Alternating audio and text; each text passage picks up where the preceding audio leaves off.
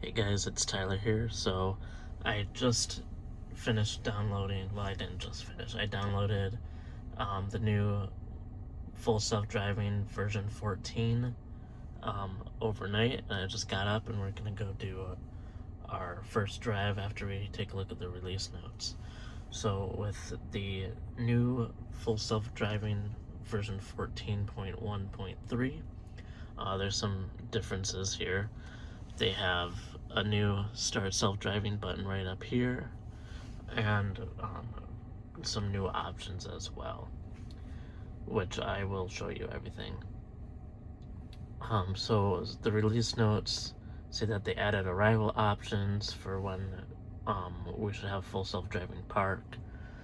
So you have a parking lot, on the street, in a driveway, in a parking garage, or at the curbside.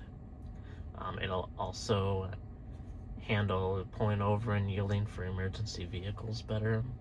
So that'll include police cars, fire trucks, and ambulances. It should pull over more for. You can add navigation and routing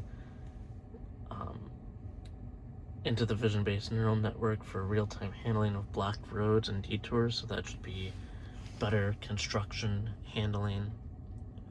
There is also more speed profiles, including a sloth version as well as a Mad Max version. Sloth will go about the speed limit and drive more cautiously, and then Mad Max is going to be, it's going to go a little faster than the speed limit and kind of weave in and out of traffic more to get you to where you need to go. There's improved handling for static and dynamic gates.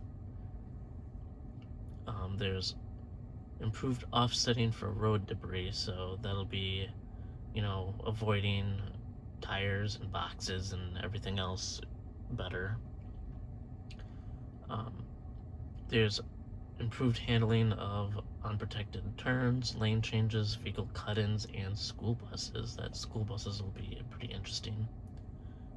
And we also have that full self-driving has improved ability to manage system faults and recover smoothly from degraded operation for enhanced reliability. And there's also the added alert for residue buildup on the interior windshield. So that would be up in here. It'll detect more debris from the inside of the glass. And upcoming improvements here include the overall smoothness and sentience, and then parking spot selection, parking quality, or improvements that are coming. So that's all for that stuff. And then next we have the arrival options, which I touched briefly on. So you can select a parking lot, street, driveway, parking garage, or curbside for robotaxi style drop-off. And it's going to be saved for each destination that you have. And it'll also pick the most appropriate option for you depending on where you're going. Speed profiles. So it will have different speed profiles. As you can see there, they have chill, standard, hurry, and Mad Max shown. They also have the sloth option, which comes with lower speeds and more conservative lane selections than chill. And there's also the Mad Max, which has higher speeds and more frequent lane changes than hurry. So that'll be interesting to test out.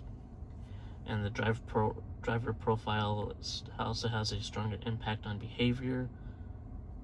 So if you're a more assertive driver, you'll have a higher than max speed.